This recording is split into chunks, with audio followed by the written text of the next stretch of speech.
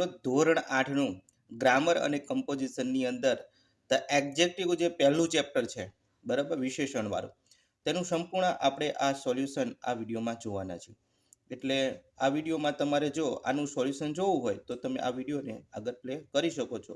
અને સાથે સાથે મિત્રો તમને એ પણ જણાવી દઉં કે આપણી ચેનલ ઉપર ઘણા બધા સ્વાધ્યાયના સોલ્યુશન અને આપણે જે PDF ને બધું તમારું મટીરિયલ જોતું હોય તો નીચે ડિસ્ક્રિપ્શનમાં લિંક આપેલી છે, ત્યાંથી તમે બીજા વિડીયો જોઈ શકો છો. તો ચાલો વિદ્યાર્થી મિત્રો આ શરૂ કરીએ. તો વિદ્યાર્થી મિત્રો પહેલો પ્રશ્ન છે, રતન ઇઝ અ ડિસઓનેસ્ટ મેન. તો આપણે એનું વિરુદ્ધાર્થી અહીંયા મૂકવાનું છે. જે અંડરલાઈન કરેલા છે તેટલા વિશેષણો વિરુદ્ધાર્થી વિશેષણો મૂકવાના છે. તો રતન ઇઝ ઓનેસ્ટ મેન. બીજું છે, the moon is visible today. The moon is invisible today. તો વિઝિબલનું ઇનવિઝિબલ કરવાનું છે. Veer was a foolish boy. તો બરાબર, તો Veer was a wise boy. તો ફુલિશનું વાઇઝ કરવાનું છે. ચોથાની અંદર વાત કરીએ, climb a mountain is very easy. તો ઇઝી છે તો એને આપણે ડિફિકલ્ટ કરશું, એટલે કે આપણે છેલ્લે ડિફિકલ્ટ વાપરવાનું છે. પાંચમું છે, look at the ugly bird. બરાબર, look at that beautiful bird. તો જે કદરૂપું છે એ સુંદર દેખાય છે એટલા માટે આપણે અગલીનું બ્યુટીફુલ બનવાનું છે. છઠ્ઠો જે પ્રશ્ન છે મિત્રો કે Piyush is a tall boy. તો Piyush is a short boy. તો ટોલ બોયનું આપણે શું કરવાનું, શોર્ટ બોય કરી નાખવાનું. પછી સાતમામાં ધ રિવર ઇઝ એમ્પ્ટી, એટલે કે રિવર છે એટલે નદી છે એ ખાલી છે, બરાબર, તો આપણે ફૂલ ભરેલી કરી નાખશું, તો ફૂલનો સ્પેલિંગ લખી નાખશું. અને આઠમાની અંદર it is a bad to breathe in pure, બરાબર, એર. તો it is a good to breathe, તો આપણે બેડનું ગુડ કરી નાખવાનું છે, પ્યોર એર.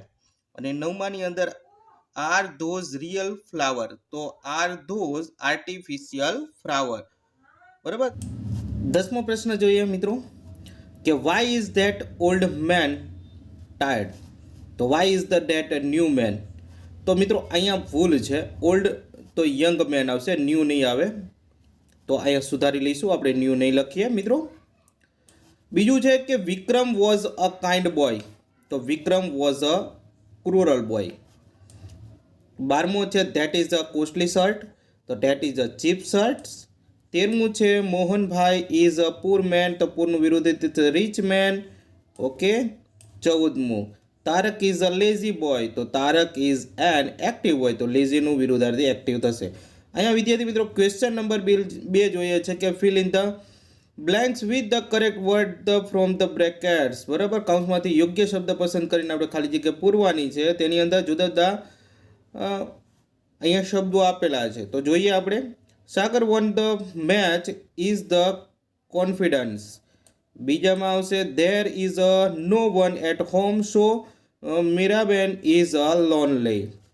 આ ત્રીજું આવશે I have a got good marks I am happy. તો એ હેપી લખીશું. ચોથું છે Anand late to his mother he is feeling guilty. પાંચમામાં Sanjay is a surprised he is will stand first in the class. છઠ્ઠામાં we are bored of sitting in the house. તો bored લખીશું. સાતમું છે are there wild animal in the zoo. આઠમું છે Anil has a got less marks he is a sad. નવમામાં this is a thick book. એના પછી 10મામાં જોઈએ તો this is a true story.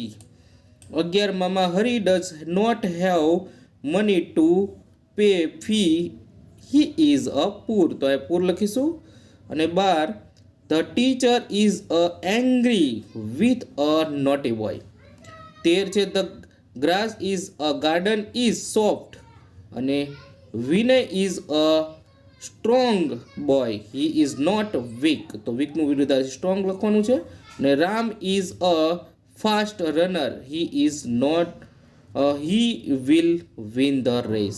તો મિત્રો અહીંયા થઈ ગયા આપણે બધા પ્રશ્નોના જવાબ પૂરા. બરાબર મિત્રો, તો નેક્સ્ટ ક્વેશ્ચનની અંદર નેક્સ્ટ વિડીયો લઈને આવશું ત્યારે ફરી પછી આપના તરફ બીજું આપણે નેક્સ્ટ ચેપ્ટર છે સોલ્યુશન કરીશું. અને મિત્રો હા મિત્રો એક આપણે આનો બીજો જે પાર્ટ છે એનો આપણે વિડીયોની ડિસ્ક્રિપ્શનમાં મૂકી દઈશું, ત્યાંથી તમે જોઈ શકો